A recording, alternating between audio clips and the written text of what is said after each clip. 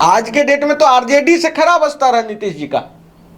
तो सर मेरे 1156 लोगों का 302 का मुकदमा दर्ज इस सीएम पे होना चाहिए कि नहीं? अगर आपकी सरकार में आरजेडी इतनी सक्रिय है कि 1156 लोग शराब, जहरीली शराब आरजेडी बना के पिला दे रही है, तो आपकी जरूरत मैं नहीं समझता हूं। भारत के इतिहास में यह दर्ज हो गया है कि नीतीश कुमार की एक गलती से माफिया सबसे ज्यादा, अगर माफिया अगर पनपा है तो शराब माफिया बिहार में पनपा है, बालू माफिया से भी ज्यादा, हर गली में शराब माफिया। बिहार के भविष्य को चौपट करने का सबसे बड़ा श्रेय अगर किसी को जा रहा है तो वो नीतीश कुमार को जा रहा। आप सीएम है इसलिए आपका निर्णय गलत भी हो गया तो कोई दिक्कत नहीं है, इनका निर्णय अगर गलत हो गया तो कोई दिक्कत नहीं है, लेकिन अगर एक आम आदमी का निर्णय गलत हो जाए तो उस पर मुकदमा दर्ज हो जाता है। सीएम होना चाहिए योगी आदित्यनाथ जैसा, नीतीश कुमार जैसा नहीं। इनसे तो धनुष और बाण टिकिए नहीं रहा, संभल नहीं रहा, क्या बिहार संभालेंगे?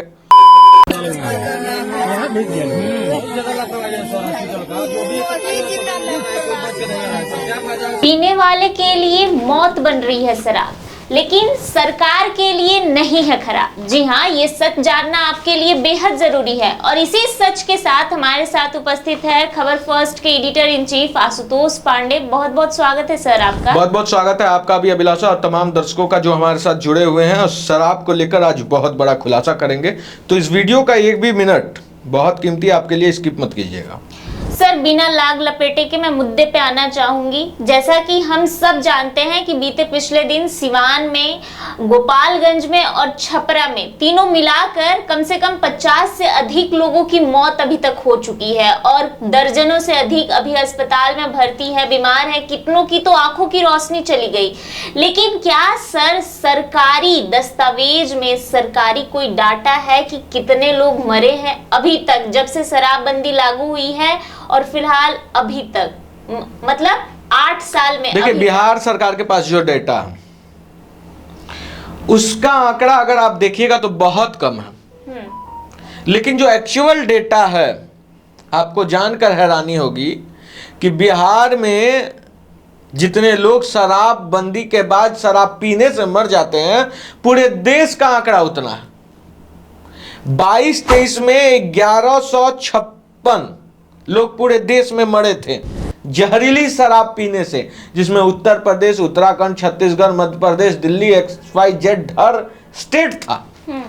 और सिर्फ हमारा बिहार ऐसा है जिसमें एक साल में, विगत एक साल में 23 से 24 का डेटा 1156 का है।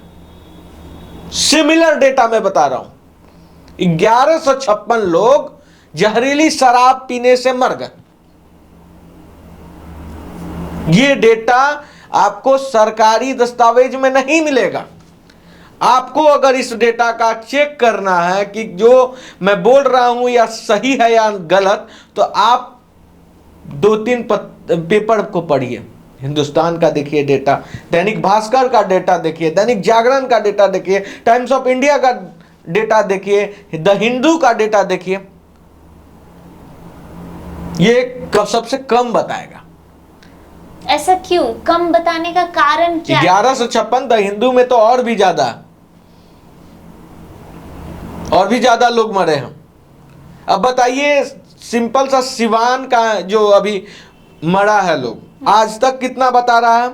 20 लोग, जिसमें से 8 छपरा। एक्चुअल में 30 से ज्यादा लोग मर चुके हैं, लेकिन आज तक दिखा रहा है 20। उनके पोर्टल पे जाके देखिएगा 20 लोग मरे, जबकि 30 लोग मर चुके हैं और भी लोगों की स्थिति गंभीर है। सवाल क्या है अभिलाषा, कि डेटा को छुपाया जाता है, मैनिपुलेट किया जाता है। शराबबंदी के बाद नीतीश कुमार पे ही बार बार, शराबबंदी के बाद जो शराबबंदी से मौतें होती हैं उन पे ही निशाना क्यों साधा जाता है? क्या कारण है? विपक्ष वाले भी नीतीश कुमार को बोलते हैं और कहीं ना कहीं जदयू के जो नेता है वो भी बोलते हैं कि नीतीश कुमार के ही कारण ये सब हो रहा है बिहार। पत्रकार भी बोलते हैं। देखिए, बहुत अच्छा सवाल है आपका अभिलाषा, और इस सवाल का जवाब बहुत कम लोग देंगे, जदयू वाले तो देंगे नहीं। सबसे पहली बात, शराबबंदी अगर नीतीश कुमार ने कराया तो जहरीली शराब से शराबबंदी राज्य में मरने वाला का संख्या अगर 1156 हो जाए एक साल में, तो उसका जिम्मेवारी कौन लेगा? किसकी होगी जिम्मेवारी? नीतीश कुमार की जिम्मेवारी है। नीतीश कुमार के कारण लोग मर रहे हैं। लेकिन क्योंकि शराबबंदी नहीं हुआ रहता तो सही शराब बिहार में मिलता लोगों को। अगर इस बिहार में सही शराब नहीं मिल रहा, उचित मूल्य पे नहीं मिल रहा है, जिसके कारण लोग नकली शराब की ओर अग्रसर हो रहे हैं, पीने को लेकर मजबूर हो रहे हैं, उसका जिम्मेवारी कौन लेगा? नीतीश कुमार जिम्मेवार हैं। और नीतीश के कारण ही माफियाओं का राज चल रहा है शराब पे। आपको बता तो कहीं ना कहीं सर हम ये भी कहेंगे कि जो ये शराब माफिया है वही कहीं ना कहीं जिले में अधिकारियों की नियुक्ति में जोर देते हैं कि कौन सा अधिकारी कहाँ होना चाहिए। क्योंकि अब देखो, अगर पटना अभिलाषा जैसे अगर जिले ये की बात हम बोल दी हो, करें, अब अभिलाषा अगर ये बात आप बोल दी हो तो इसका मैं पूरा खोल ही देता हूं आज। नीतीश कुमार के शराबबंदी करने के बाद बिहार को बहुत बड़ा फायदा हुआ। किस बहुत बड़ा फायदा कि जितने भी पढ़ने लिखने वाले लड़के थे वो तस्कर हो गए, वो आज माफिया हो गए, शराब माफिया। हर गली में आपको शराब माफिया मिल जाएगा, क्योंकि बिहार में शराब बंद है। बिहार में शराब बंद है, इसलिए हर गली में शराब माफिया आपको मिल जाएगा। दूसरी बात, बिहार में शराब बंद है, इसलिए शराब पीने से सबसे ज्यादा लोग बिहार में ही मरते हैं, क्योंकि बिहार में शराब बंद है। बिहार में शराब बंद है, इसीलिए देश में जहरीली शराब पीने से जो संख्या 1156 है, वो बिहार का 1156 एक साल में फुलफिल हो जाता है। देश में 2022-23 में 1156 लोग मरे थे, बिहार में 23-24 में 1156 लोग अभी तक मर चुके हैं, क्योंकि बिहार में शराब बंद है। नीतीश बाबू ने शराबबंदी लागू कर दिया है बिहार में, जिसके कारण से बिहार में लोगों को अब शराब नहीं मिल रहा है। लोगों को शराब नहीं मिल रहा है, लेकिन फिर भी लोग शराब पी रहे हैं और शराब पीने से मर रहे हैं। तो इसकी जिम्मेवारी जो है वो नीतीश बाबू नहीं लेंगे। नीतीश बाबू निर्दोष है, उनका कोई दोष नहीं है। दोष है शराब पीने वाला का, शराब बेचने वाला का। शराब बंद करने वाला का थोड़े दोष है, नहीं दोष है। लेकिन अब देखिए, सोचने वाली बात है, इस बात को आप दूसरे तरीके से लीजिएगा। शराबबंदी कर दिए, हम अपने घर का गेट बंद कर दिए, दूसरे से चोर दरवाजा खोल दिए और खिड़कियों खोल दिए कि एकदम आते जाते रहिए, तो इससे घर बंद हो गया। शराब बंद होने के बाद बिहार को सबसे ज्यादा नुकसान हुआ है। बिहार का पैसा उत्तर प्रदेश में जाता है, बंगाल में जाता है। वहां की सरकारें इस पैसे से अपने राज्यों को डेवलप कर रही है। वहां से दारू तस्करी होकर बिहार में आता है। 700 का दारू 1800 में बिहार के लोगों को मिल रहा है, क्योंकि बिहार में शराब बंद है। जहरीली शराब बनाने की संख्या बढ़ गई है। हर गांव में जहरीली शराब बनाई जाती है। पता है आपको? कार्रवाई कब होगी और क्यों नहीं होती है? मैं आ रहा हूं अभिलाषा उसी पे। जहरीली शराब हर गांव में बनाया जाता है और लोग पी रहे हैं। नींद की दवाई डाली जाती है, उसमें रांगा एक टैबलेट होता है वाइट कलर का, जो लोग जानते होंगे, वो डाला जाता है उसमें, उससे नशा होता है और उसको आप पीजिएगा तो ज्यादा दिन जिंदा नहीं रहिएगा। एक जदयू नेता का अभी आज का बयान आया है कि गरीब लोग मरने के लिए हैं। तो नीतीश जी कहां हुए? जब जिम्मेवारी ले ही नहीं रहे गरीब का, बोल रहे हैं कि गरीब लोग शराब पी के मरने के लिए ही हैं। नीतीश जी का अभी एक नेता का बयान आया है ना, तो नीतीश जी कैसे जिम्मेवार हुए? क्योंकि वो जिम्मेवारी ले नहीं रहे हैं। अब देखिए, आप जो बोल रहे हैं गिरफ्तार क्यों नहीं हो रहा, गिरफ्तार हो रहा, बता दूं आपको। 8,43,000 मामला शराबबंदी के बाद दर्ज हुआ है और लगभग 12 साढ़े 12 लाख लोग अरेस्ट भी हुए, गिरफ्तार हुए हैं। और बिहार में लगभग 30 लाख लीटर शराब जब्त किया गया है, अवैध शराब। तो कार्रवाई हो रही है, ये ऑन रिकॉर्ड में बात कर रहा हूं। इससे अधिक भी हुआ होगा, इससे अधिक हुआ होगा, लेकिन अब चीजों को समझिए। बिहार में शराब माफिया सिर्फ शराब माफिया नहीं है, पुलिस वाले भी हैं, थाने से शराब बेचते हैं। तो ये रिपोर्ट जो दर्ज करते सुनिए, हैं जब्त तो किया हुआ माल को भी बेचा जाता है पुलिस स्टेशन से ही, मैं बता रहा हूं आपको, इसमें सब मिले हुए हैं। थाना अध्यक्ष के को सब कुछ पता रहता है कि किसके घर में क्या बन रहा है, तो सर इवन शराब कहां बन रहा है, जहरीला शराब कहां बन रहा है। लेकिन इसलिए नहीं पकड़ते हैं क्योंकि हर सप्ताहवा दिन पैसा जाता है और थाना अध्यक्ष तक पैसा नहीं जाता है। ये थाना अध्यक्ष से पैसा जाता है एसपी के पास, एसपी से डीएम के पास, डीएम से सीएम के पास, सब जगह एक सर्कुलेट बना हुआ है। ये माफियागिरी का ऐसे कोई माफिया नहीं बन सकता है, नहीं चैन चल सकता है, सिस्टम में आना होगा। तो ये करप्ट सिस्टम में दारू माफिया फिट हो गए हैं। अब रास आ रही है जदयू को कि दारू बंद करके ज्यादा इनकम ब्लैक से कमा रहा है लोग, तो क्यों दारू खोलेगा। पहले जो पैसा जा रहा था बिहार गवर्नमेंट को मिल रहा था, अब वो नहीं मिल रहा, अब सीधे निजी लोगों को जा रहा। आप दारू शराब पी के मरिए, कोई दिक्कत नहीं है, सरकार को कोई नहीं होने जा रहा है, उससे कोई दिक्कत नहीं है सरकार को। नीतीश जी तो बोलते थे, इसी कटिहार में बोले कि कितना काम किया हम, लोग मरता नहीं है कि 4 लाख पहुंचा देते हैं। ये काम हुआ। बाढ़ को लेकर मैं बात कर रहा हूं, बाढ़ पे बोल रहे थे ना नीतीश जी का, 1-2 वर्षन आप सुनिए। आपदा को ये सरकार काम बोलती है, तो मुझे बिहार के सीएम से बहुत शिकायत है। आपदा में फंसे लोगों को मदद करना अगर काम है, तो मुझे लगता है कि अगर आप इसको प्राथमिकता एकदम काम का टॉप लेवल पे रखें, जैसे स्वास्थ्य व्यवस्था ठीक कर दिए हैं, रोडवेज सुविधा अच्छा कर दिए हो, तो ऐसे अगर बाढ़ का समस्या का निदान ना करके कुछ मदद कर देना, अगर आप इसको काम समझ रहे हैं और गिनवा रहे हैं 2000 और 1990 की सरकार से, तो आप इस बिहार के सीएम बनने लायक नहीं। यही हकीकत है।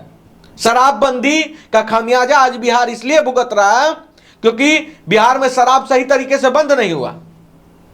अगर ये नीतीश कुमार शराबबंदी सही तरीके से किए होते तो आज इन पे सवाल नहीं उठता, लेकिन शराब सिर्फ कागज पे बंद हुआ। लेकिन सर जो बार बार सवाल उठाते हैं नीतीश सरकार पर, इवन हम आरजेडी की बात करें तो आरजेडी जब इनके साथ सत्ता में थी तब तो बोलती थी कि नहीं शराबबंदी तो पूरी तरह से, आज सवाल उठा रही है।